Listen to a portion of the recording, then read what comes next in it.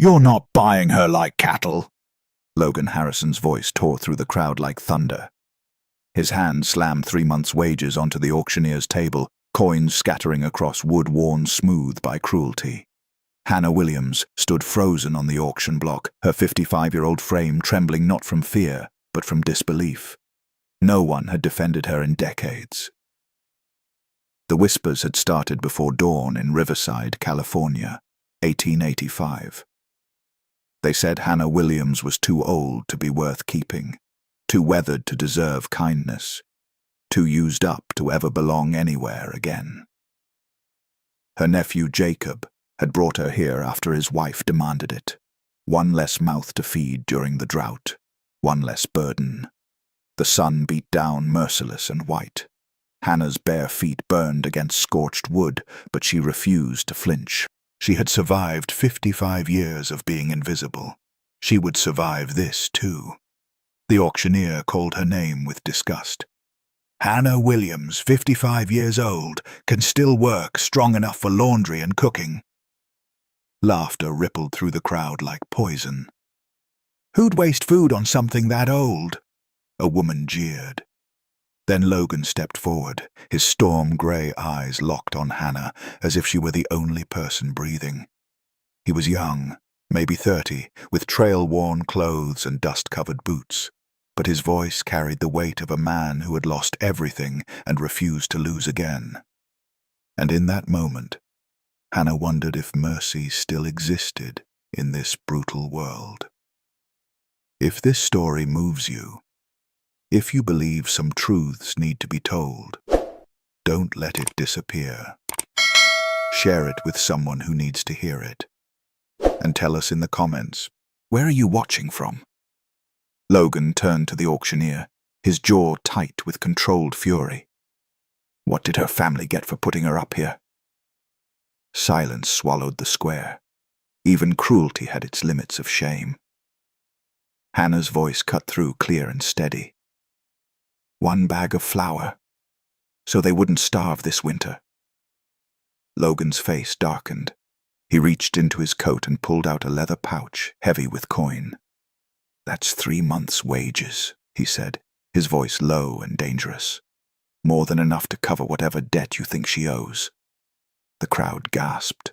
Money like that could feed a family for half a year. He turned back to Hannah, and for the first time in decades, she saw herself reflected in someone's eyes, not as a burden, but as a human being. I'm Logan Harrison, he said. I've got a ranch 15 miles south. I need help. I pay fair, but I'm not buying you like livestock.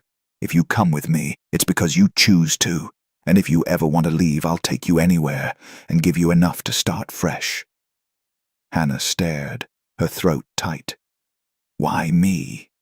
Logan's voice softened. Because everyone else sees you as too old, but I see a survivor, and I need someone strong enough to help me keep my ranch from dying. The words struck her like lightning. What about the contract? She whispered. The years of service. There are no contracts, Logan said firmly. You work for me, I pay you wages. Simple as that. He extended his hand, steady and sure. Hannah looked at it for a long moment. Then she placed her weathered hand in his. The Harrison Ranch stretched across golden valleys that seemed to breathe under the California sun. Hannah stood in the doorway of the small guest room, her chest tight with emotion. A real bed, a door with a lock on the inside, privacy, dignity. She had not known dignity in years. That first morning, Logan made coffee and set out bread and preserves. Figured we'd need something filling, he said. Long day ahead. No commands, no cruelty, just respect. They worked side by side, checking fences and assessing the barn. Hannah moved with the efficiency of someone who had spent a lifetime working without complaint. When they reached a collapsed section of fence, Logan began unloading the tools. These posts weigh about 50 pounds each, he warned. Don't strain yourself. Hannah lifted 2 posts, one on each shoulder, and carried them to the work site without breaking stride. Logan stared. "You're going to hurt yourself." She shook her head. "I've carried heavier." His expression shifted, anger flickering not at her, but at the life that had demanded strength through suffering. "Then your nephew worked you into the ground." "Yes," Hannah said simply. "But at least now I know what I'm capable of."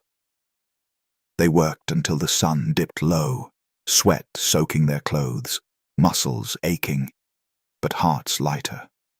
By evening, Logan said something that made her breath catch. "If anything in the house doesn't work for you, we'll fix it.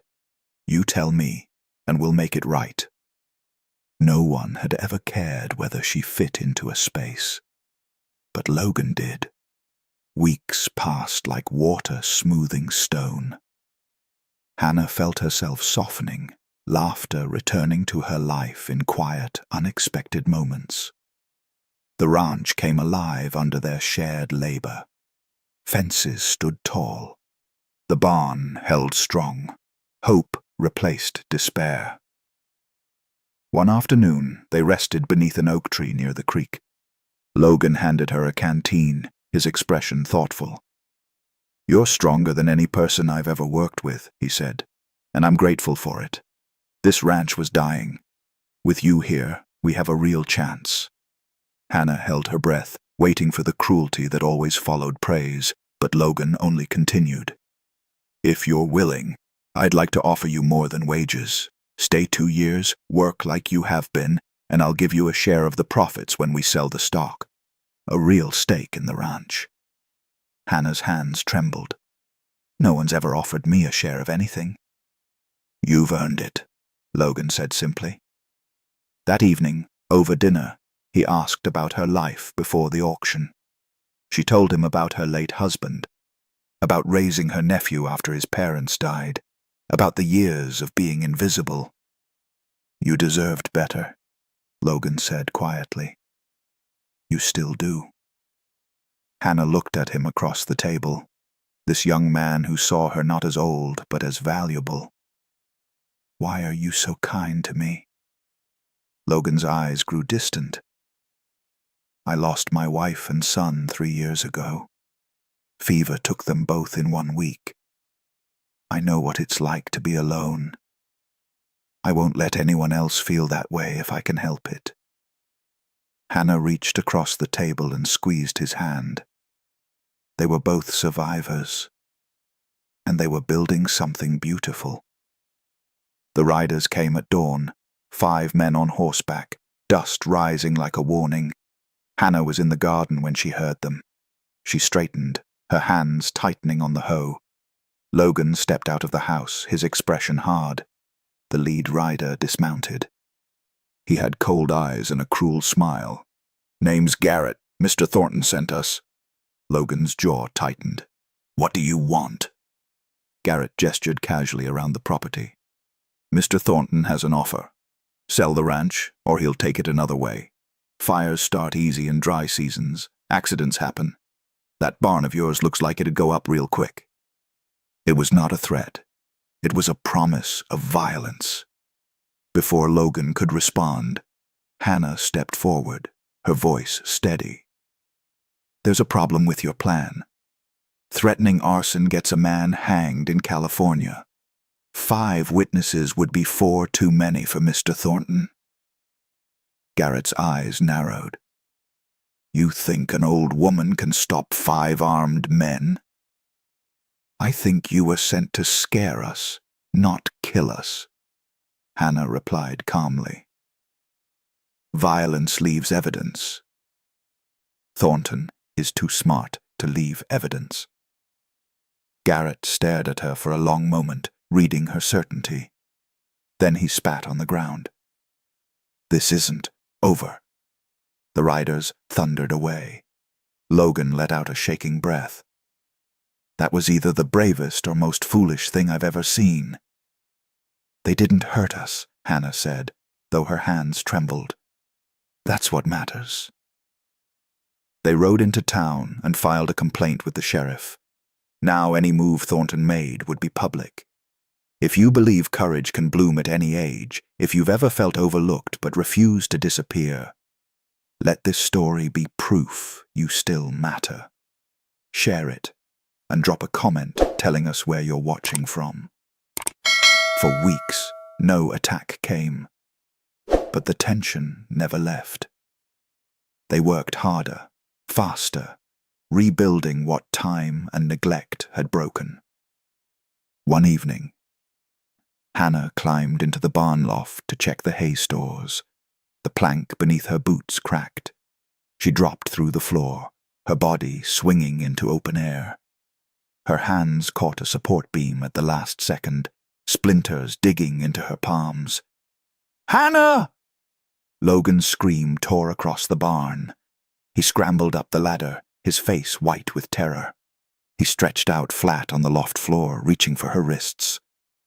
"I've got you," he said, gripping her with both hands. Her arms burned as they hauled her back onto solid wood. She collapsed against the planks, gasping for breath.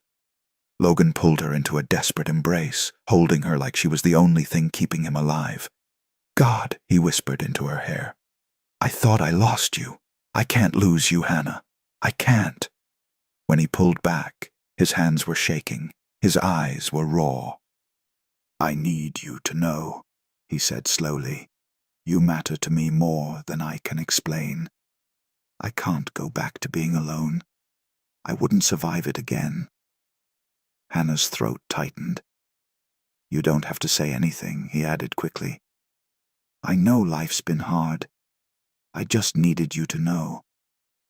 But Hannah did not pull away. "You matter to me too, Logan. More than I thought possible." He leaned forward slowly, giving her time to turn away. She didn't. Their lips met in a gentle, trembling kiss that grew into something real and fierce. That night, sitting by the fire, Logan said the words without warning. "Marry me." Hannah's breath caught. Logan rushed on. "I know it's fast, but Hannah, I love you. I love your strength, your courage, your loyalty. I loved my wife and son, and I'll always carry them in my heart. But I love you too. And I don't want to spend another day not being married to you." Tears filled Hannah's eyes. "I never thought anyone would want me," she whispered. "Not at my age. Not after everything." "You're not too old," Logan said fiercely. "You're exactly who I need. Exactly who I want." "Yes," she said, her voice breaking with joy. "Yes, Logan. I'll marry you." Winter hit the ranch hard that year, but they faced it together. One blizzard brought a young woman half frozen to their door. Her name was Sarah, and she was running from Thornton.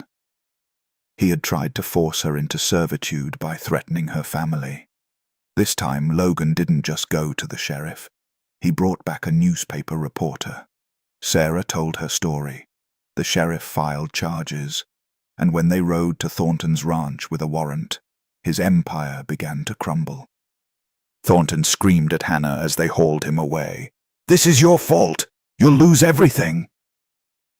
But Logan sat beside her, taking her weathered hand in his. "No," he said quietly. "We'll be just fine, because we have each other." 2 days later, the sheriff married them in his office. "I do," Logan said firmly. "I do," Hannah said, the words ringing like freedom. Spring painted the ranch in green and gold. Life returned to the land. Joy returned to their home. Sarah stayed with them, becoming the daughter Hannah never had. One evening, as the sky burned orange, Hannah took Logan's hand and led him to the porch. She had been nervous all day, her stomach fluttering with a secret she could barely believe. "Logan," she said softly, "I need to tell you something." He turned to her, concern flickering in his eyes. "What is it?" She took a breath. "The doctor came by yesterday while you were in town." Logan stiffened. "Are you ill?" "No," Hannah said, her voice trembling with emotion. "Logan, I'm going to have a baby." He froze. For a long moment, he simply stared at her, his expression shifting from shock to wonder to overwhelming joy. "A baby," he whispered. His hand moved to her stomach with reverence. "We're having a baby." Tears streamed down his face. The life he lost, the life Hannah never thought she'd have. A new beginning neither of them expected. "I didn't think it was possible," Hannah said, her own tears falling. "Not at my age." "You've always been full of surprises," Logan said, pulling her close. "Always." That night, they sat together under the stars, his hand resting on her belly, both of them marveling at the miracle growing inside her.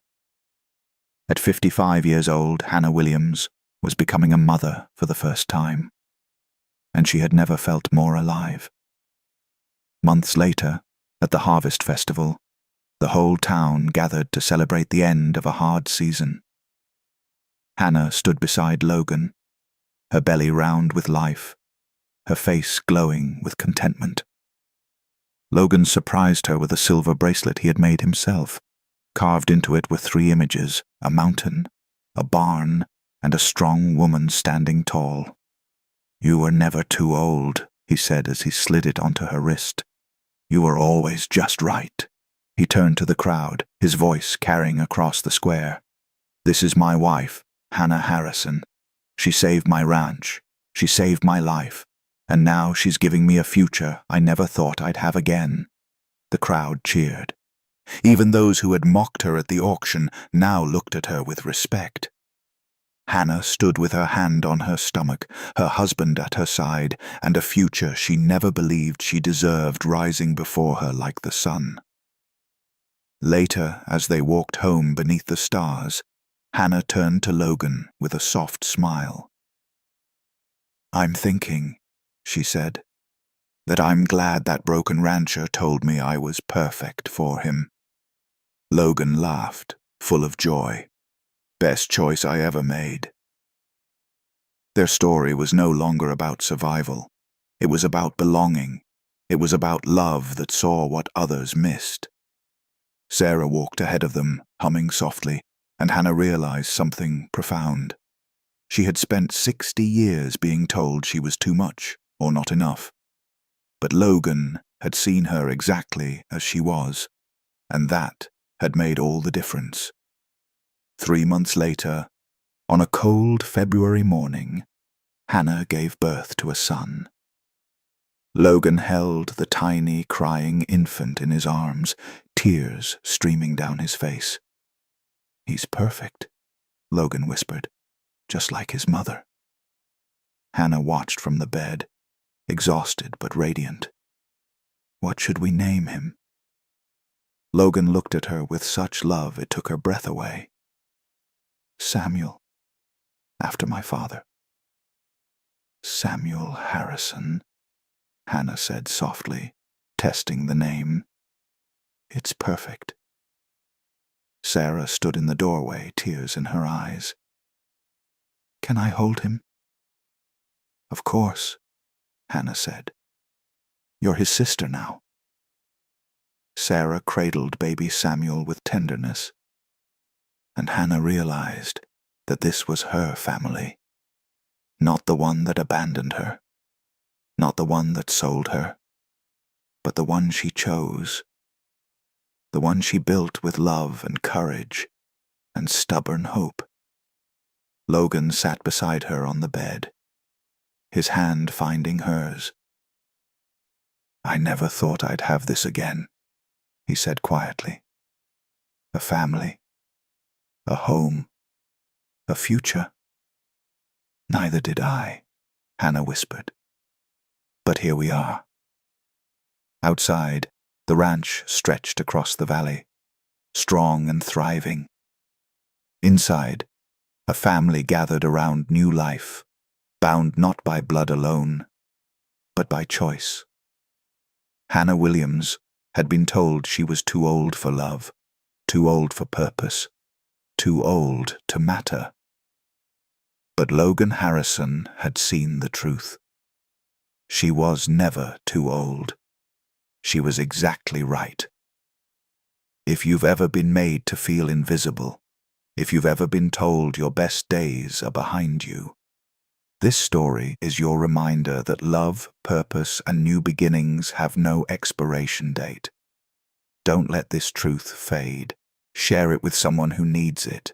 Subscribe so you never miss a story that reminds you you still matter. And tell us in the comments, where are you watching from? Your story matters too.